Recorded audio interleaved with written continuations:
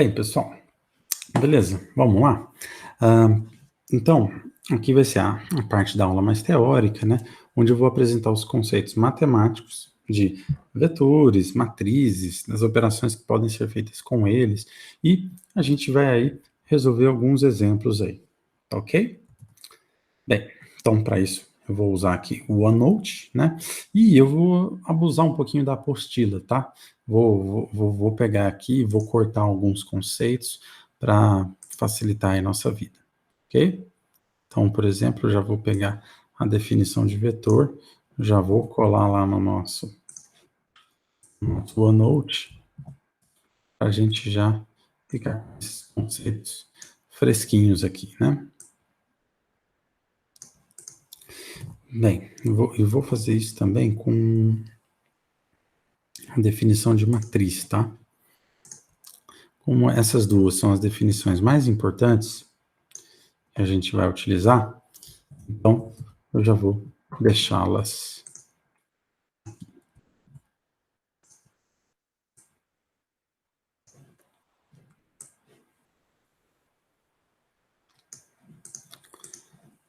Bem, beleza, pessoal. Então, nós temos aqui,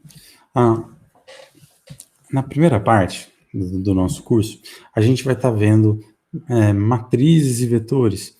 Vetores, principalmente, mas no sentido algébrico da coisa, né? A nossa matéria, ela é uma matéria que ela tem, na verdade, três perspectivas, né?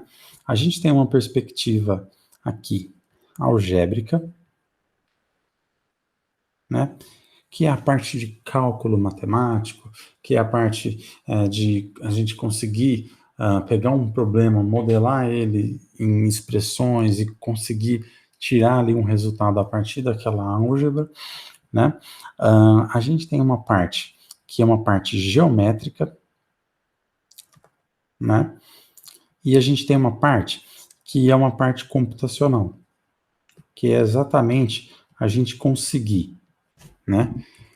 A gente conseguir, a partir da álgebra, a partir da geometria, a partir da programação, conseguir dar escalabilidade para isso, conseguir resolver vetores tão grandes quanto necessários, ver aplicações em que a gente pode fazer esse tipo de cálculo, tá? Mas essas três áreas aqui, elas estão bem conectadas, tá? Então, a gente tem a parte de cálculos, a parte geométrica e a parte computacional, estão super interligadas ali, tá? Então, por que eu estou retomando isso? Porque a nossa primeira parte de vetores, a gente vai esquecer um pouco essa componente geométrica dele, tá? A gente vai pensar mais de um ponto de vista algébrico, mais de um ponto de vista computacional, tá? Então, o que vai ser vetor? Vetor é essa estrutura matemática aqui, onde eu tenho uma lista, né, de elementos. Esses elementos também podem ser chamados de outros nomes, né? Esses elementos podem ser chamados de termos, entradas, em alguns casos vão poder ser chamados de coordenadas, e daí coordenadas eu já estou indo um pouquinho para o lado geométrico, mas por enquanto eu vou usar mais esses três, elementos, termos ou entradas, né, inputs aqui, tá? Bem, um vetor, e aqui eu vou deixar um pouquinho mais claro ele como dado, eu vou usar ele em negrito, tá? Muitos de vocês já devem ter visto os vetores com aquela setinha por cima. Isso daqui dá um aspecto mais geométrico para esse vetor, tá? Então, por enquanto, mas só por enquanto, eu vou ignorar esse aspecto geométrico e a gente vai ver vetor mais como um conjunto de dados que estão numa certa ordem, em uma dimensão, né? Numa lista aí, linear. Ok. Bem, pessoal, eles têm n elementos, né? Então, um vetor com n elementos vai ter n termos aqui, né? Então, eu tenho o termo 1, eu tenho o termo 2. Como eles têm uma posição e um índice específico, eu tenho, para cada um desses índices, eu tenho um elemento, né? Então, eu tenho o elemento 1, que é o primeiro elemento, o elemento 2, que é o segundo elemento, e assim sucessivamente até o enésimo elemento, tá? Bem, isso daqui é uma representação um pouco mais de coordenadas, mas porque a gente vai trabalhar principalmente essas duas essas duas últimas representações, tá? Então, a gente vai tratar esse caso aqui, em que a gente tem o nosso vetor coluna, né? E a gente pode ter também o vetor, ele escrito em linha, tá ok? A priori, os dois não têm muita diferença, tá? Quando que eles vão ter diferença? Quando eu pensar nele como matrizes, tá? Quando eu começar a pensar que isso daqui são N linhas e uma coluna, e enquanto esse cara aqui é uma linha e N colunas. Mas como vetor, esses dois caras aqui são a mesma coisa. É só a disposição dos meus dados, que um está na vertical e o outro está na horizontal. Beleza, pessoal? Então é isso. Eu tenho também a noção de tamanho do vetor, que é o número de elementos que ele possui, que é exatamente esse tamanho n. Né? Então, nesse caso de vetor, a gente não tem problemas. Beleza? Bem, vamos para o próximo. O próximo aqui é a questão da matriz. A matriz é como se eu estivesse pegando o vetor, né, e estendendo ele para mais uma dimensão. Né? Então, ao invés de ter uma disposição linear dos meus elementos, eu tenho uma disposição aí em linhas e colunas. Basicamente isso, né? Eu tenho que essa matriz, eu estou considerando uma matriz genérica aqui, M linhas e N colunas, né? Eu represento, então, quando eu quero dar ênfase a esse tamanho dela, eu vou chamar aqui de M por N, né? Tem outras nomenclaturas também, essas duas menos usuais, em geral, essas duas aqui são quando a gente tem alguma fórmula, né? Então, quando eu tenho alguma fórmula relacionada à posição I e à posição J. Mas, em geral, a gente vai utilizar ou esse, quando eu quero enfatizar o tamanho, ou esse cara aqui, né? Que daí o nosso tamanho já está no contexto, já está contextualizado. Beleza, pessoal? Lembra que eu falei que está disposto em linhas e colunas? Pois é. Então aqui eu tenho as minhas linhas, né? Essa aqui é a linha 1, eu tenho aqui a linha 2. Enquanto isso, eu tenho aqui a coluna 1, eu tenho aqui a coluna 2, né? E eu tenho aqui a enésima coluna, ou coluna N, né? Enquanto lá embaixo eu tenho até a linha de número N aí. Beleza, pessoal? Tá? Aqui dentro da minha matriz, eu posso considerar que eu tenho um valor A, I, J, que é o quê? O valor que está na iésima linha e na jésima coluna. Então, ele está na coluna, está na linha I, na coluna J, tá? Sempre linha primeiro, depois coluna. Tá ok? Bem, pessoal, então, com isso, a gente tem aí os nossos conceitos de matriz e de vetor, tá? Então, por exemplo, para vetor, eu tenho que o meu tamanho é apenas um número, né? Um tamanho n aí. Agora, para minha matriz, o meu tamanho, eu já tenho que levar em conta as duas dimensões dela, né? Então, por isso, eu tenho as m linhas vezes as n colunas. Beleza, pessoal? Bem tranquilo, né? Ok? Bem, tá. Ótimo. A gente tem vetores, a gente tem matrizes. O que eu consigo fazer com isso? Né? Bem, com vetores e matrizes, a gente consegue juntar dados, a gente consegue escrever alguns tipos de dados, a gente consegue fazer várias coisas. Né? Por exemplo,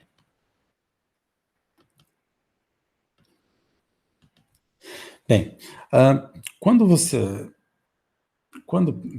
principalmente, né, eu tô fazendo lá as notas no final do semestre, né, as notas dos meus alunos.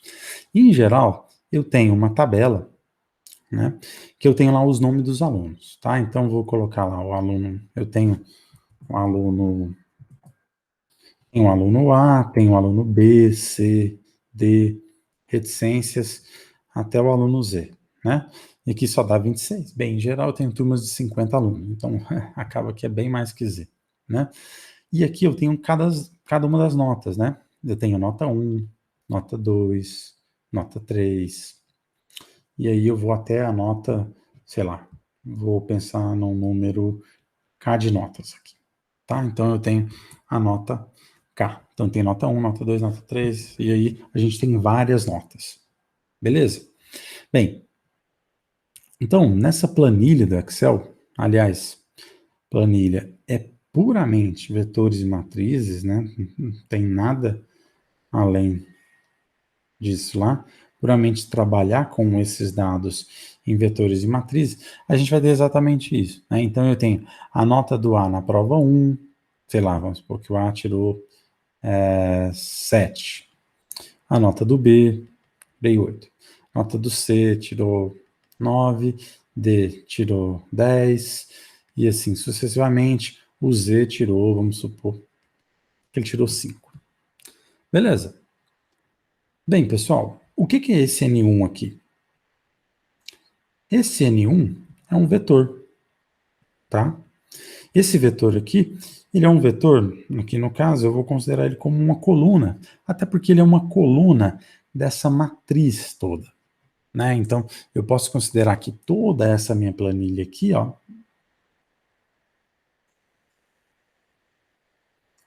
então toda essa minha planilha aqui é a matriz.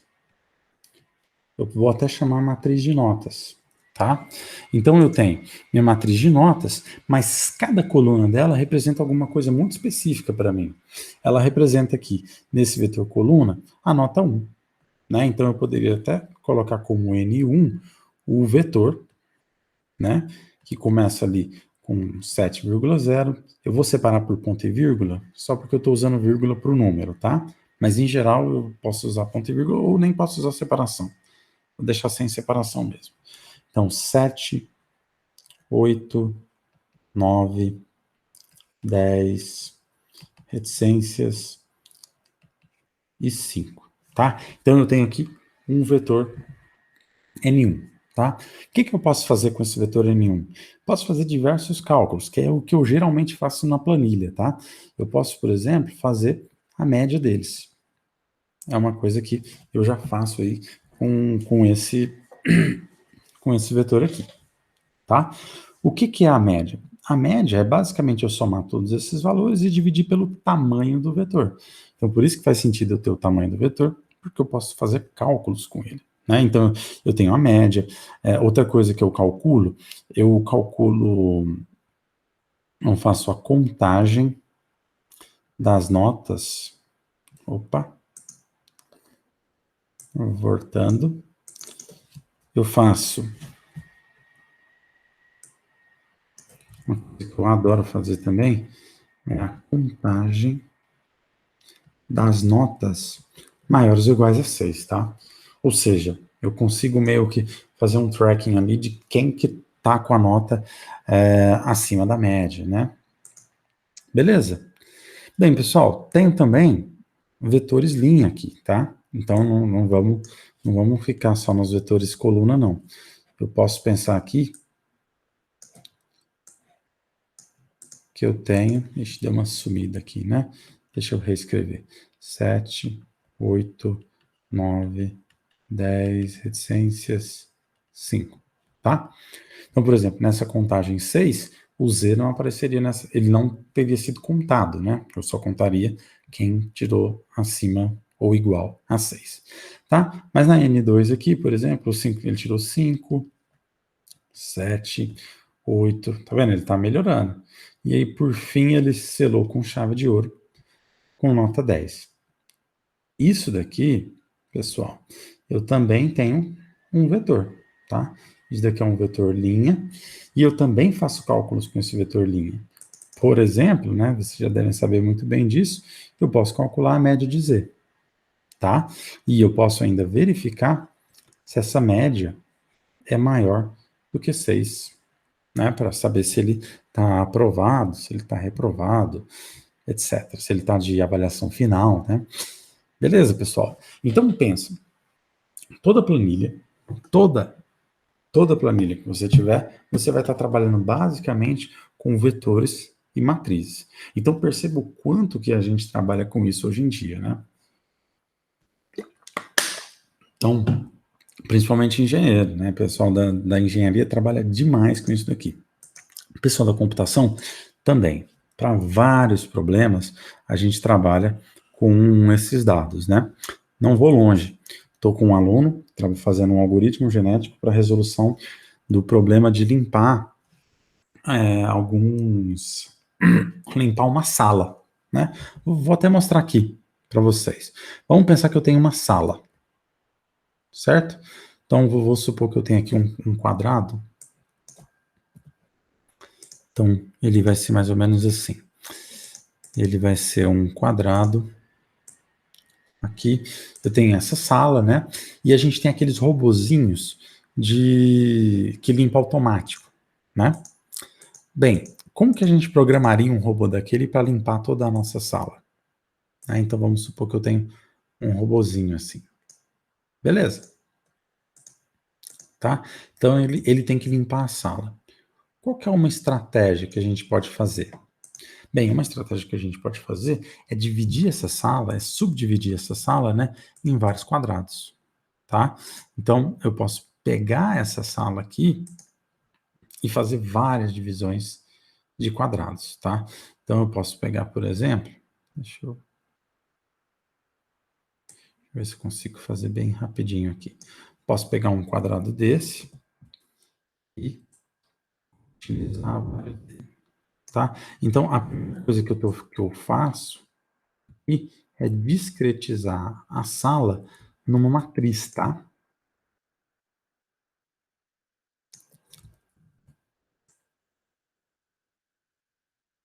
Então, eu consigo pegar essa sala aqui e separar ela numa matriz, tá bom? Tá beleza? E aí, claro, né, eu também vou precisar desse daqui, né? Vou precisar de desenhar esse quadradinho aqui também. Então, eu tenho esses quadradinhos aqui também. Deixa eu deixar ele um pouquinho maior, isso. Então, a gente faz quadrados do tamanho do robô, né? Porque daí, se o robô visitar todos os quadradinhos dele, ele pode, com certeza, passar por todos, tá? Então, eu estou fazendo aqui bem precário, mas é só para vocês entenderem um pouco a lógica do que a gente está trabalhando. Tá? Então, o que a gente faz? Primeira coisa. Então, eu divido a minha sala numa coisa quadrada, mais ou menos assim, né? Beleza? Só que a sala, o cômodo, eles têm móveis, né? Então, por exemplo, eu tenho alguns desses quadrados que estão com móveis dentro. Então, eu não posso passar por eles, né? Então, vamos supor que eu tenho uma mesa aqui.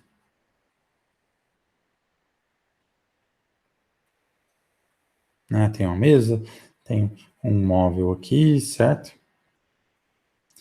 Beleza. Então, isso daqui é só um exemplo. Então, eu consigo tratar isso como matriz, tá? A gente está usando aqui, no caso, um GRASP, né? Que é uma meta heurística chamada Grid Randomized Adaptive Search Procedure, que é um procedimento de busca adaptativo e guloso, sabe? Em que o robozinho ele faz movimentos aqui, né, e tal, e ele tenta limpar isso daqui no menor tempo possível, tá? Então perceba, o que foi feito? Transformei isso numa matriz, tá? Ele tem um conjunto de movimentos e aí eu tenho que ocupar toda essa matriz, tá? Então perceba que a gente consegue fazer várias coisas com matrizes, tá? Dentro de outros problemas. A gente tem uma estrutura dentro de computação, mas dentro de qualquer outro problema também, que é chamada de grafos, tá? Em que você pode pensar em objetos, como se fossem cidades, certo? E você tem conexões entre esses objetos, ok? Então você tem uma relação entre esses objetos. Você pode ter uma relação de um com o outro, mas não precisa ter do outro com um, tá? Isso daqui também pode usar em redes sociais, em várias outras coisas, tá? Então, a gente tem, por exemplo, se fosse uma rede social, né, e essa setinha significa que esse elemento segue o outro elemento, né, então eu tenho aqui 1, 2, 3 e 4, eu sei que o 1 segue 2, né, o 1 também segue o 4, né, o 2 só segue 3, o 3 só segue a 2, o 4 segue o 1 e o 2, tá? Então perceba que o 2 é mais famosinho, tem mais gente seguindo ele, né? Mas tem gente aí normalzinha. Eu posso transformar esse grafo numa matriz, tá? Essa matriz aqui seria a matriz de incidência e mostra quando existe relação de um para o outro, tá? Então aqui eu tenho 1, 2, 3, 4, 1, 2, 3, 4. O 1 segue ele mesmo? Não. Então, 0. Né? Então eu tenho até 0, 0, 0 aqui. Aí o 1 segue o 2? Segue. Então vale 1. O 1 segue 3? Não. O 1 segue o 4? Segue. Então é 1. O 2 segue somente o 3, né? Então ele é 0 para o 1, 1 para o 3, 0 para o 4. O 3 segue apenas o 2. Então o 3 segue apenas o 2, o resto é 0. E o 4 segue quem? O 4 segue o 1 e o 2. Então, 1 e 1 não segue o 3 e 0. Beleza, pessoal? Então, eu acabei de transformar aqui numa matriz de incidência, tá? Esse número 1 é um número que só indica que tem uma relação, que um segue o outro. Mas, por exemplo, o Instagram da vida, ele poderia não somente guardar uma matriz dessa, mas guardar um número de, sei lá, de visualizações, quantas vezes o cara acessou o perfil do outro cara. Então, vamos supor, se o 1 acessou o perfil do 2, ele acessa 3 vezes ao dia, então eu posso dar um peso 3 aqui no grafo, perdão. Beleza? Tá, pessoal? Então, dados, matrizes, vetores, né? Dá para se trabalhar muita coisa com isso, tá? E você conseguir trabalhar bem com isso, né? É com certeza uma vantagem aí competitiva aí, tá? Ops, errei. Beleza, pessoal? Bem, quando a gente olha para um vetor, quando a gente olha para uma matriz, tem algumas classificações que a gente pode ter, porque algumas coisas podem facilitar a nossa vida, tá? Então, isso nos leva a perguntar sobre tipos, né, de vetores e matrizes, tá? É mais matrizes, porque matrizes tem mais coisas que podem acontecer, tá? Mas vetores não é muito, beleza? Então a primeira coisa que a gente tem que pensar aqui de matrizes é que a gente pode ter tipos de matrizes com relação a tamanho, tá? O vetor vai ter sempre tamanho n, tá? Então o vetor ele vai ter sempre tamanho n. Então, tranquilo. Agora, matrizes, eu posso separar elas já de cara em dois grupos, tá? Em matrizes quadradas, que são as matrizes do tipo A, que tem o mesmo número de linhas e de colunas, certo? E eu posso pensar em matrizes retangulares, ok? Essas matrizes retangulares é que o M é diferente do N, tá? Por isso, é um retângulozinho, né? Então, quando você desenha a matriz, você vai perceber que ela vai ter um formato de retângulo aí. Beleza? Tá. Além disso, já olhando um pouquinho esses casos, é quando você tem ou M ou N igual a 1, né? Então, você tem uma matriz aqui, que quando o N igual a 1, ou eu posso ter o M igual a 1. Quando esse M aqui é igual a 1, significa que a matriz tem linhas, M linhas, mas ela só tem uma coluna. Então, quando eu tenho uma matriz desse jeito, ele é basicamente um vetor coluna, né? Porque eu só tenho uma coluna, tudo mais. Nesse caso aqui, é o contrário. Eu tenho N colunas, mas eu só tenho uma única linha. Então, o que eu tenho aqui é um vetor linha, tá? Posso chamar também de matriz coluna, matriz linha, mas basicamente isso. Então, são coisas que você bateu o olho, você já meio que sabe. Ah, essa matriz é quadrada. Ah, essa matriz é retangular. Ah, essa daqui é vetor coluna. Ah, essa daqui é vetor linha, tá? Por que que isso vai ser importante? Principalmente, aqui as matrizes quadradas, você vai ter muitos métodos específicos para esse tipo de matriz. Por exemplo, nas matrizes quadradas, eu admito inversa, eu admito o cálculo do determinante, certo? Eu consigo admitir potência de matrizes, certo? Então, assim, a gente, quando uma matriz é quadrada, a gente consegue fazer muita coisa com ela, né? Em vários processos, principalmente de resolução de sistemas, que é o nosso conteúdo da semana que vem, que a gente vai ter aí que elas vão ter uma grande vantagem em cima de alguns métodos. Beleza, pessoal? Bem, tá, ótimo, né? Então agora eu conheço tipos de matrizes relacionadas ao meu tamanho dessa matriz. Mas tem também uma outra forma da gente enxergar as matrizes que a gente consegue ver algumas matrizes específicas, que é com relação à disposição dos elementos, tá? Então, a disposição dos elementos. Bem, a disposição dos elementos, pessoal, é principalmente com relação a onde que tem zero nessa matriz, né? A gente tem vários processos, principalmente de resolução de sistemas lineares, que a gente tem uma matriz que ela é muito esparsa, que é uma matriz cheia de zeros, tá? Então, quando a gente chama uma matriz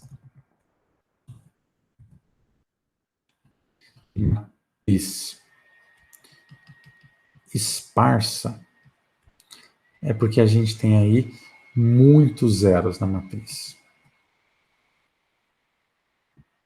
certo? Então, disposição de zeros é muito importante, porque a gente tem muitas matrizes onde zero é um elemento, assim, preponderante, sabe? Bem, uma matriz que é muito fácil da gente enxergar é a matriz nula, tá? É a matriz nula, eu posso até pensar também no vetor nulo. É o único caso do vetor aqui, né? Você tem a matriz nula, essa matriz nula, ela pode ser representada por um zero. Então, eu teria aqui um zero, M por N. Então, eu estou mostrando que ela é uma matriz nula daquele tamanho. Cada tamanho vai ter a sua matriz nula. Todas elas é uma matriz cheia de zeros, tá? Então, todos os valores dela é zero.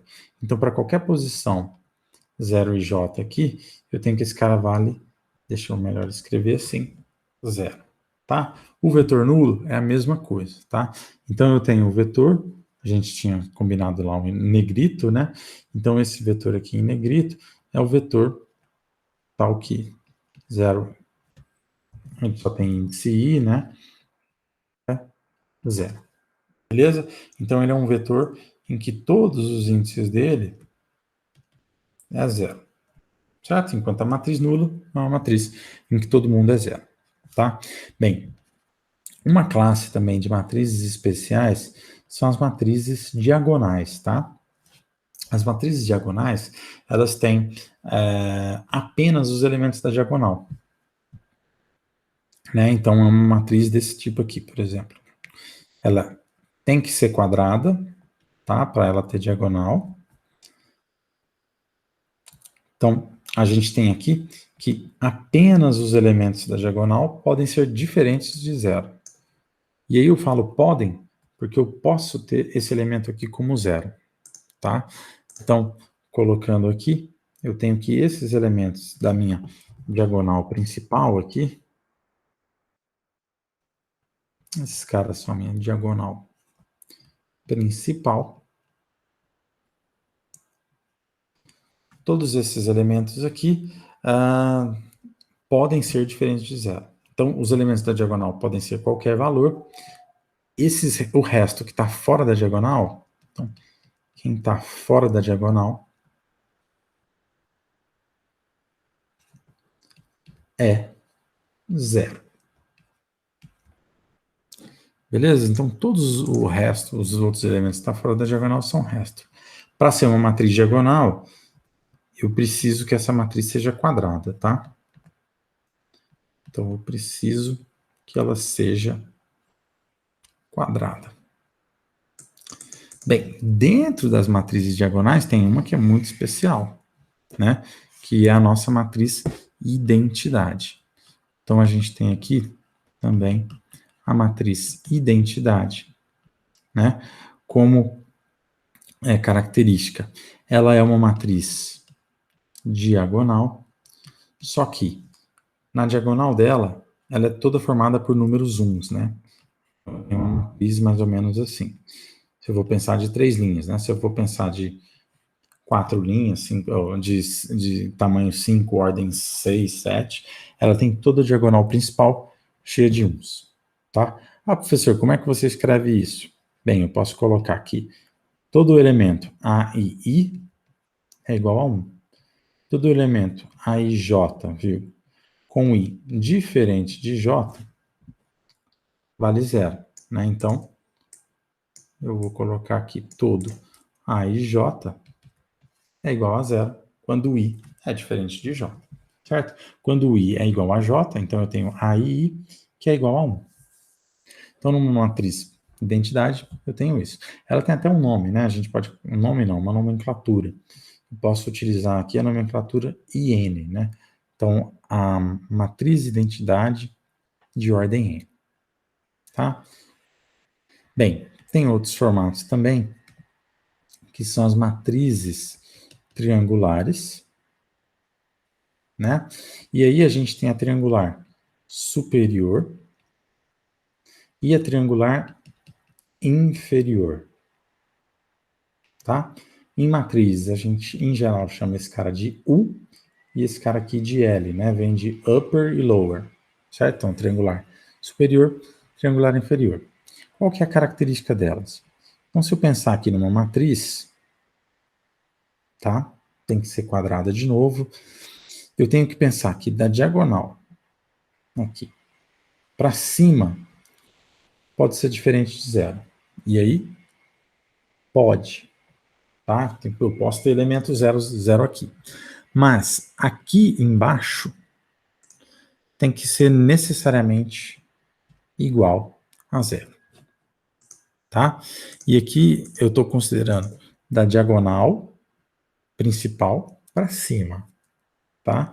Então, aqui é da diagonal para cima, ok? Essa aqui é a nossa matriz upper, nossa matriz triangular superior. Já a nossa matriz lower, ela é o contrário, né? Considerando também a diagonal para baixo, pode ser diferente de zero, né? Pode ser tudo zero, inclusive. Mas o que vale mesmo para essa matriz, o que é restrito, que é obrigatório, é que da diagonal para cima seja tudo zero. E daí a gente tem a nossa matriz lower. Beleza? E só um último tipo básico também, que aparece bastante, né? Essas matrizes lower e upper, elas são muito boas para a resolução do sistema linear, tá?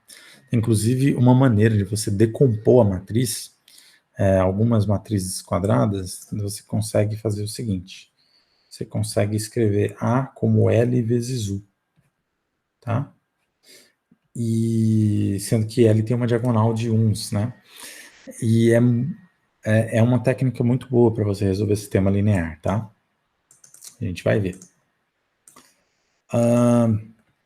Por fim, a gente tem também uma classe de matrizes que também aparece muito na prática para muitos problemas quando a gente tem uma simetria, né? E aí a gente chama de matrizes simétricas, tá? elas também precisam ser quadradas, tá? E aí, a gente pensa na nossa matriz, né? A gente olha ela aqui. A gente tem a nossa diagonal, né? Então, deixa eu desenhar a diagonal de vermelho. Pensando aqui na nossa diagonal, certo? Tipo nesse baguete, nesse pão aí, nesse pão tipo baguete aí, eu tenho elementos para cima e elementos para baixo. A gente já viu que na matriz triangular superior, para cima pode ser diferente de zero, para baixo é zero. Se for triangular inferior, para cima é zero e aqui não é, né? Mas na simétrica, o que a gente tem é o seguinte: eu vou ter um elemento aqui, A e J, tá? Aqui eu tenho que o tamanho da minha coluna vai ser maior do que o tamanho da minha linha, tá? Então aqui em cima eu tenho que o J, ou melhor dizendo, a minha linha é menor do que J, tá? Na minha diagonal principal eu tenho que o meu elemento, o meu A e J, eu vou ter o I exatamente igual a J. Então por isso eu vou ter A11, A22, A33, A44 e assim por diante. E aqui eu vou ter também o elemento A e J. Só que o meu elemento AJ aqui, eu tenho que o I é maior do que o meu J. Tá? E aí, pessoal, eu posso pegar, deixa eu desenhar de outra cor. Supondo que eu tenho aqui um elemento A e J. Se eu pegar o elemento aqui simétrico a essa diagonal, ele vai ser o elemento AJI. Tá? Bem, então percebam, eu tenho que aqui é a IJ, aqui é a AJI. Tá? Bem, com J maior do que I. O que vai acontecer? Na matriz simétrica, a minha regra é que A e J é igual a AJI. Para qualquer, ou para todo IJ, né, entre 1 e N, né? Ou seja, entre todos os valores possíveis aí. Então, a matriz simétrica é exatamente quando eu tenho uma certa simetria entre esse cara e esse cara. Eles são simétricos com relação à minha diagonal principal, tá? Então, eu tenho essa simetria aí entre eles. Então, quando todos eles forem exatamente iguais, eu tenho uma matriz simétrica, tá? E isso é muito importante, principalmente para alguns métodos, é primordial que você tenha uma matriz simétrica, né? Então, por exemplo, para você resolver sistema linear, você pode usar um método chamado método de Cholesky, que ele pega, ao invés de transformar numa matriz LU, ele transforma em duas matrizes, enfim. E aí ele é muito mais rápido, porque ele aproveita do fato da matriz ser simétrica, né? Então, tem bastante coisa que dá pra gente resolver aqui. Beleza, pessoal? Então, nessa pequena parte da aula, a gente viu matrizes, vetores e matrizes como estrutura de dados, que a gente utiliza aí direto, tem bastante aplicação, e os tipos de dados. Por que é importante essa classificação? Por que é importante saber que uma matriz é de um tipo, de outro tipo e tal? Porque alguns métodos dependem dessa classificação para poder funcionar muito mais rápido, tá? Então, uma matriz simétrica, eu posso de repente fazer essa decomposição LU aqui, né? Numa decomposição similar, que vai resolver o mesmo problema, só que muito mais rápido, né? Que é o caso aqui do Cholesky. Beleza, pessoal? Então, gravada aí a primeira parte da aula. Na próxima parte, a gente vai começar a ver operações de vetores. Até lá!